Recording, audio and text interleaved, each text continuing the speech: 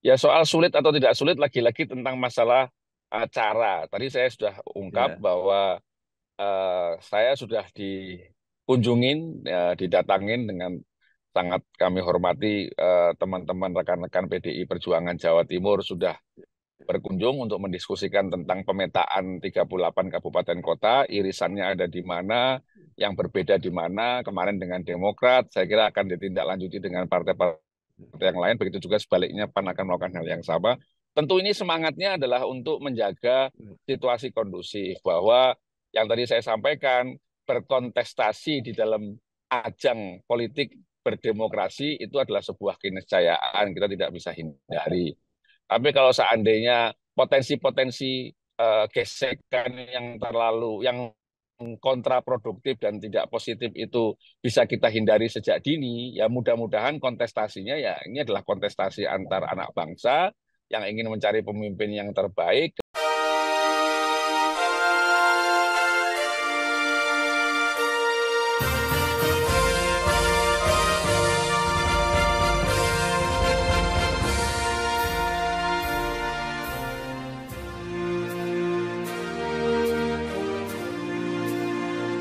Bersama saya Bambang Sadiono di kanal Inspirasi untuk Bangsa. Mudah-mudahan kanal ini selalu bisa memberi inspirasi, motivasi, dan edukasi.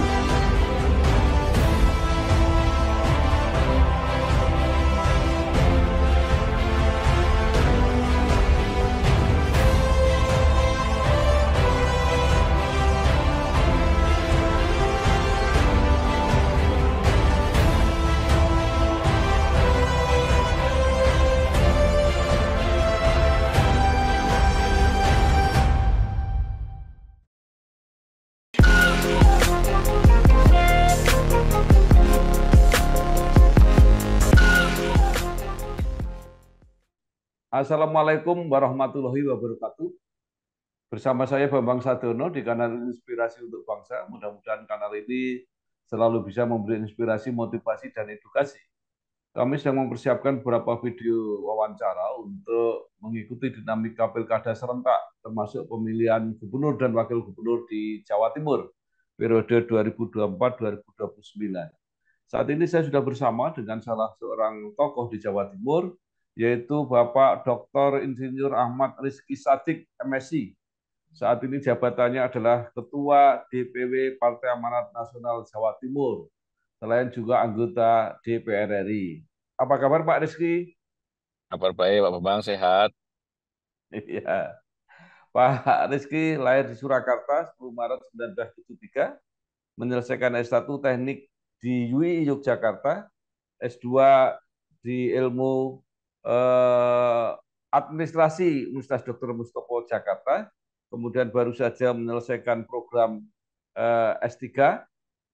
Karir profesionalnya pernah dilakukan di perusahaan swasta, kemudian bergabung dengan PAN menjadi anggota DPR RI sejak 2009 Sembilan. sampai Ya. saat ini. Nah, saat ini menjadi ketua DPW PAN Jawa Timur dan terpilih kembali sebagai anggota DPR RI.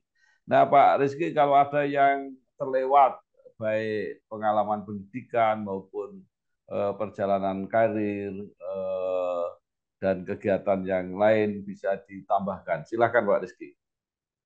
Enggak ada, cukup sudah. Cukup Ya, sudah. terima kasih, cukup, cukup. Menjadi anggota DPR cukup lama sejak 2009. Mungkin ada Iya. yang bisa diceritakan apa saja yang sudah berhasil diperjuangkan selama di DPR RI. Ya, saya kira saya kebetulan ini sudah periode ketiga berjalan gitu ya. Jadi dua periode memang awal saya berada di Komisi 9 yang membidangi masalah tenaga kerja dan kesehatan. Nah, di situ cukup banyak yang memang sudah kita lakukan. Salah satunya adalah tentang yang paling in itu adalah tentang BPJS yang sampai dengan hari ini masih terus-menerus diperbaiki. Tapi itu pionir awalnya di tahun 2004 Undang-Undang Sistem Jaminan Kesehatan Nasional dan kemudian ditindaklanjuti dengan pembentukan badan di tahun 2009. Nah, itu selama 10 tahun dan itu baru dimulai tahun 2014 dilaksanakan secara serempak dan sampai sekarang tentu masih perbaikan di sana sini. Itu yang monumental menurut saya selama menjabat selain kegiatan-kegiatan pengawasan yang lainnya lah di Komisi 9 atau Tenaga Kerja dan Kesehatan. Nah, Ya, kali ini yang periode ketiga ini saya di Komisi 1 di bidang pertahanan dan luar negeri memang ya, tidak banyak hal-hal yang berhubungan dengan masyarakat secara langsung karena lebih banyak pada kebijakan pertahanan negara dan luar negeri sehingga ya domainnya berbeda lah. Saya kira ya. banyak undang-undang kerjasama pertahanan dengan antar negara, kemudian kebijakan Indonesia, wajah Indonesia di luar negeri seperti apa. Kira-kira seperti itu, Pak Bambang.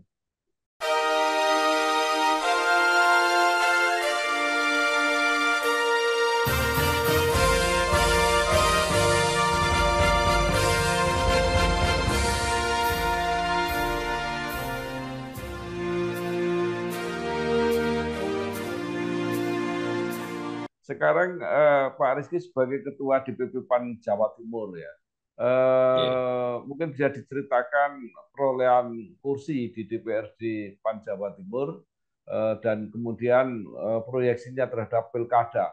Kalau pilkada di provinsi mungkin sudah agak jelas, tapi mungkin peluang pilkada di kabupaten kota. Silakan Pak Rizky. Eh, PAN secara umum beberapa dapil-dapil baru yang memang kita bisa buka gitu ya selama proses pemilu 2024.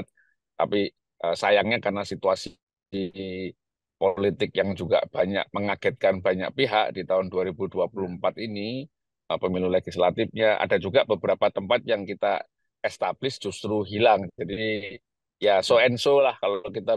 Nah, berkaitan dengan pilkada, tentu ada beberapa wilayah-wilayah yang menjadi konsentrasi kita karena suara PAN paling tidak cukup ya lebih kurang sekitar 10% kursi yang dihasilkan, sehingga komunikasi lintas partai kita terus intensifkan dan kita bersyukur bahwa apapun situasi di di nasional di Indonesia ini, upaya dari pimpinan-pimpinan partai politik di tingkatan Jawa Timur cukup ingin membuat suasana kondusif di politik Jawa Timur sehingga kita mencoba selalu untuk membangun komunikasi secara terus-menerus dengan lintas partai, Pak Bang. ya.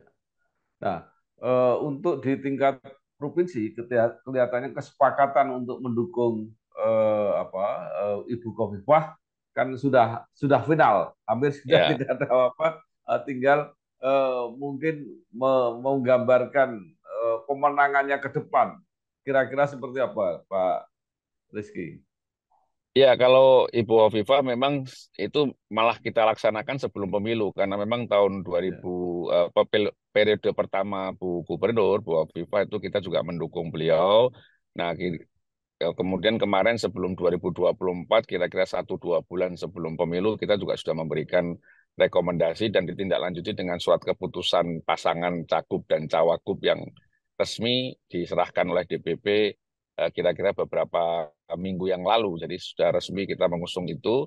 Nah, tentu setelah ini kita menunggu inisiatif dari pasangan calon gubernur dan wakil gubernur karena sudah ada 4 partai parlemen di Jawa Timur yang mengusung, yaitu Gerindra, Golkar, Demokrat, dan PAN, ditambah beberapa partai lain, PSI, dan juga mungkin tambahan-tambahan partai yang lain sedang diupayakan. Kemarin saya baru selesai juga dengan Partai Demokrat Jawa Timur, Mas Emil Dardak. Ya mungkin rencananya dalam waktu dekat karena Bu Gubernur sedang Bu Hovifah lagi menunaikan ibadah haji, mungkin setelah itu kita baru melakukan ya, koordinasi lintas partai tentang masalah konsep pemenangan ke depan, Mas. ya. Nah, eh, pilihan Bu Khofifah untuk memilih Mas Emil kembali, nah menyebabkan apa yang ingin diinisiasi oleh PDIP tidak berhasil. Nah, jadi kemungkinan kemungkinan besarnya PDIP akan bergabung dengan PKB, dua partai yang kursinya cukup besar di DPRD Jawa Timur. Nah, kalau itu terjadi, seperti apa kira-kira prediksinya, Pak Ya, Rizky? dalam politik saya kira kontestasi itu kan sebuah keniscayaan, suatu hal yang tidak bisa dihindari.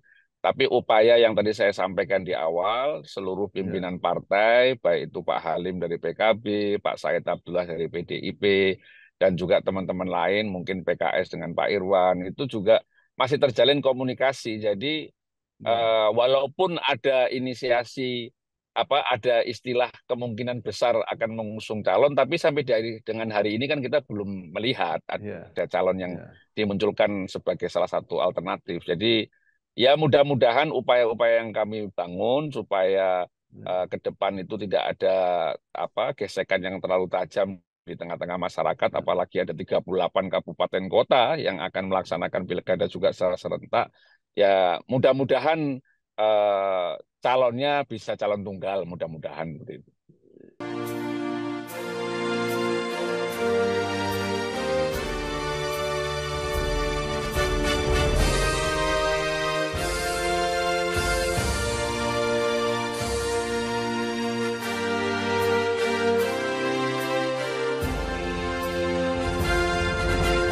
Ya, memang Bu Kofifa cukup apa ya, cukup kuat di tingkat Ya, provinsi. Hanya yang menarik Pak Rizky, di Jawa Timur ini kan di kabupaten kota itu yang dominan kan PKB dan PDIP. PDI. Karena Ye. ini pilkada serentak, apakah itu tidak akan menyulitkan? Karena kampanye kan ada di daerah-daerah.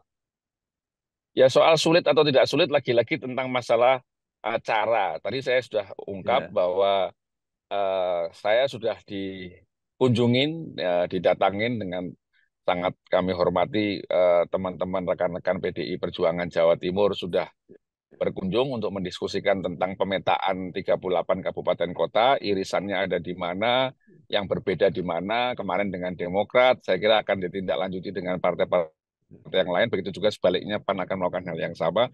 Tentu ini semangatnya adalah untuk menjaga situasi kondusif, bahwa yang tadi saya sampaikan, berkontestasi di dalam ajang politik berdemokrasi itu adalah sebuah keniscayaan, kita tidak bisa hindari.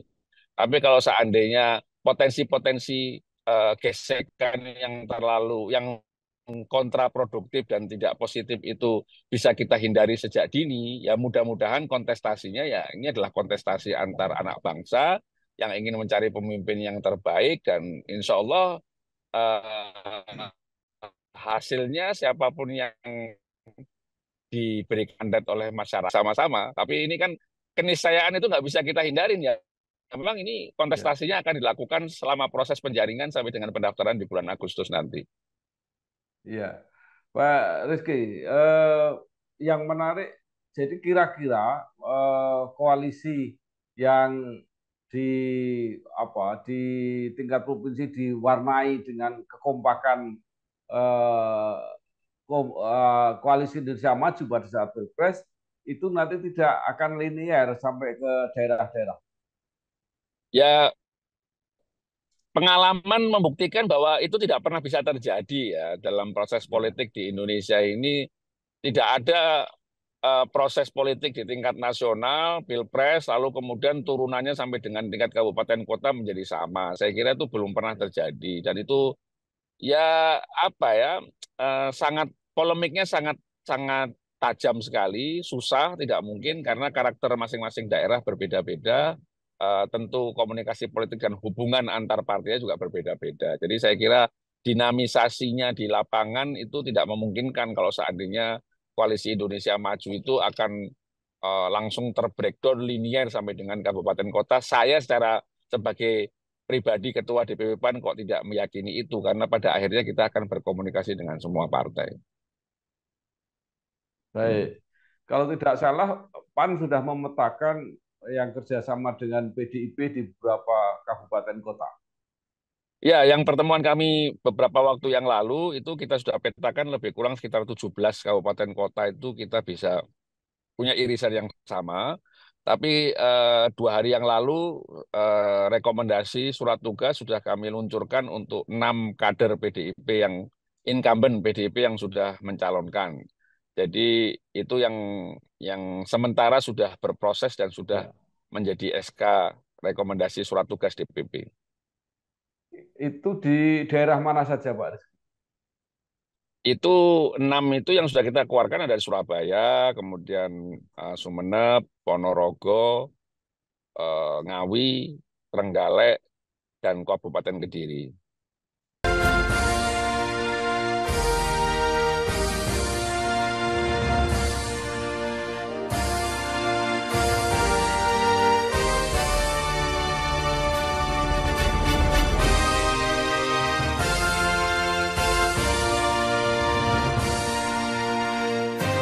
itu apakah otomatis kalau petahananya dari PDIP, PAN bisa mengusulkan apa wakil atau seperti apa?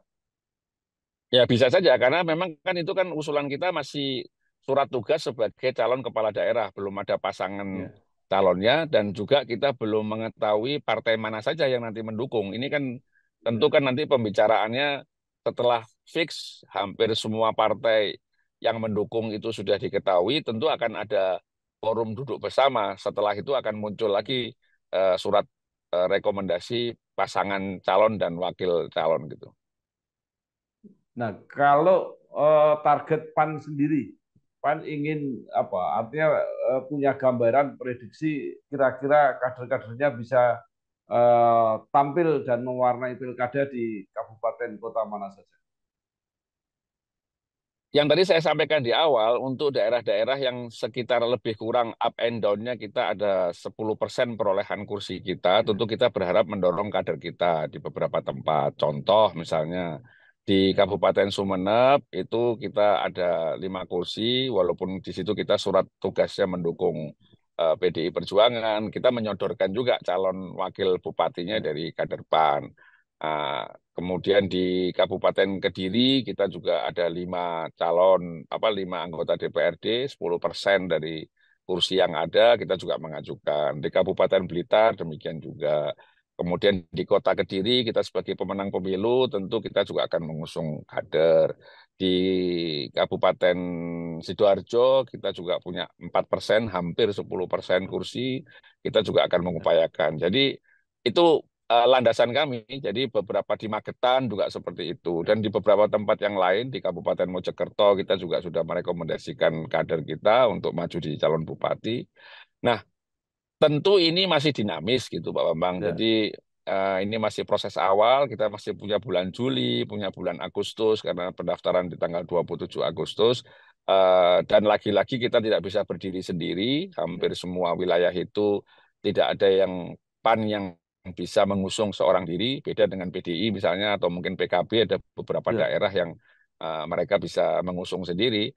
Sehingga kita ya ya, sadar diri bahwa kita akan ya, eh, tahu hitung-hitungan selain kursi tentu kan yang dilihat adalah ketokohan dari calon dan kemudian pertimbangan-pertimbangan konsolidasi pemenangannya seperti apa itu akan menjadi perhitungan teman-teman koalisi yang akan mengusung nantinya. Nah, Pak Rizky, kalau di Kota Kediri, PAN sebagai pemenang, apakah tidak bisa mengusung sendiri? Bisa mengusung sendiri, tapi lagi-lagi kita ada 5 kursi di sana untuk mengusung itu membutuhkan eh, 5 kursi pas gitu kan, membutuhkan 5 kursi. Ya, Jadi kita tentu lagi-lagi tidak bisa bekerja sendiri, kita akan bekerja sama, mudah-mudahan juga bisa dengan PDIP, dengan Gerindra, ya, nah dan partai-partai lain yang mungkin lagi-lagi membangun eh, apa di daerah masing-masing kan butuh kerjasama. Dan kita nggak mungkin berdiri sendiri walaupun kita pemenang di sana. Sama dicontohkan juga dengan kawan-kawan ya, PDIP dan kawan-kawan PKB di beberapa wilayah yang mereka bisa mengusung sendiri pun juga mereka masih mengajak partai-partai lain untuk bersama-sama. ya. Kalau yang di Kediri, PAN calon wali kota. Insya Allah kita calon wali kota. Ya. Baik, Pak Rizky, PAN sudah membicarakan kerjasama dengan PDIP. Bagaimana dengan partai-partai lain? Ya tadi saya sampaikan tadi malam saya baru selesai dengan Partai Demokrat Ya, pertemuan perdana.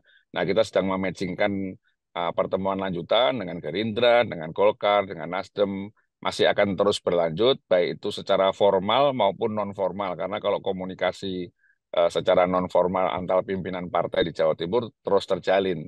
Tapi ya, yang sudah melakukan sinkronisasi untuk membedah masing-masing kabupaten kota baru dari PDIP dan dari Demokrat.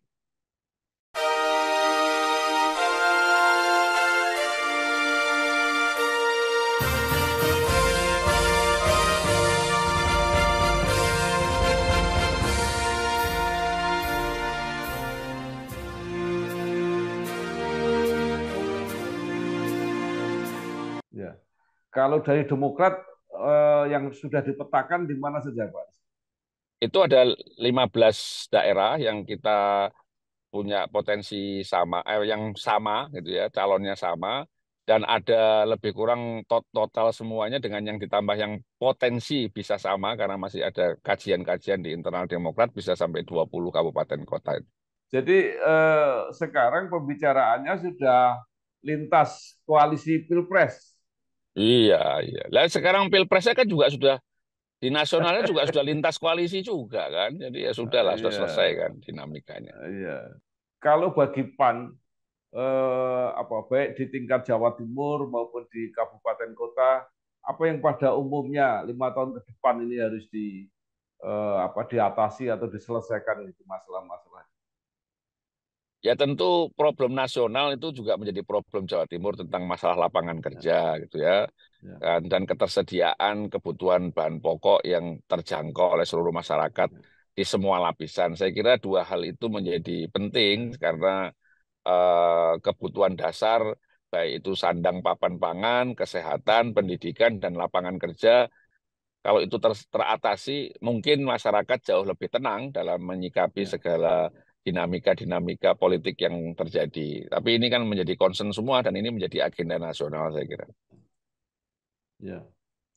Pak Rizky, kalau secara nasional kan PAN apa suara dan kursinya naik.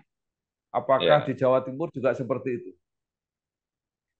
tadi saya sudah sampaikan kita tidak naik dan tidak kurang terlalu berlebihan. Jadi Oh, tidak. Ya, jadi ada daerah yang memang kita menambah yang selama ini kita belum ada kursi, kita dapat kursi, tapi di sisi ya. lain ada daerah lain yang sudah ada kursi malah hilang. Jadi kita ya impas, impas, so and so.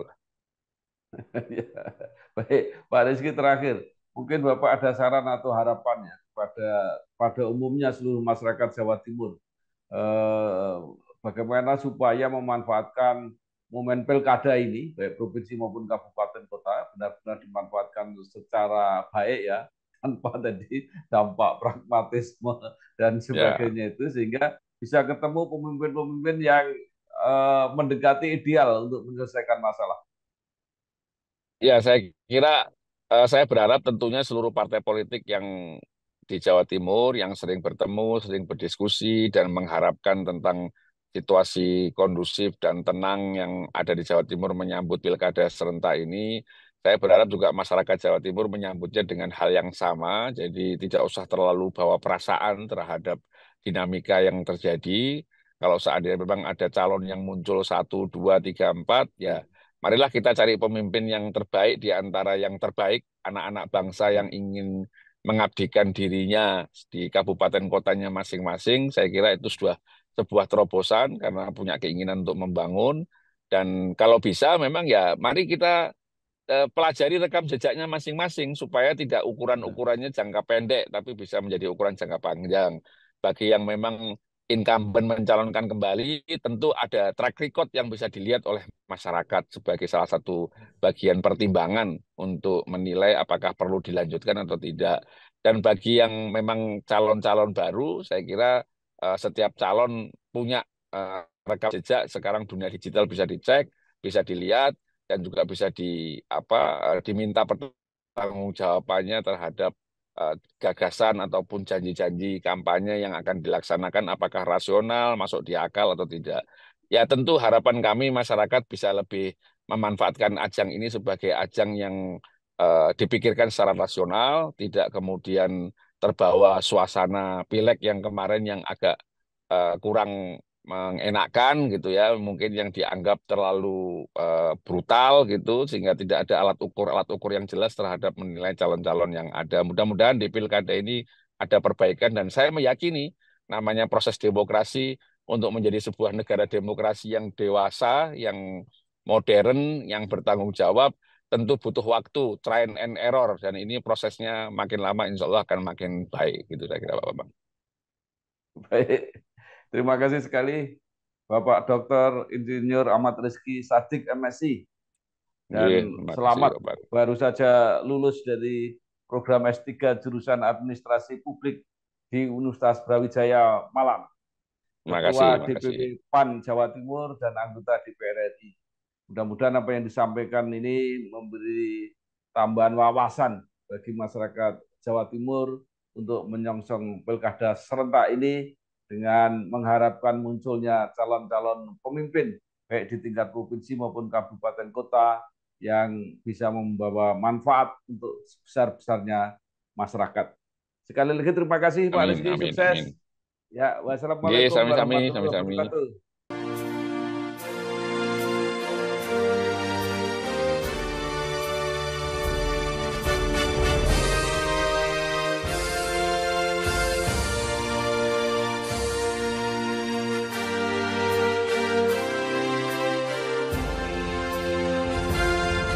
Bersama saya Bambang Sadiono di kanal Inspirasi untuk Bangsa. Mudah-mudahan kanal ini selalu bisa memberi inspirasi, motivasi, dan edukasi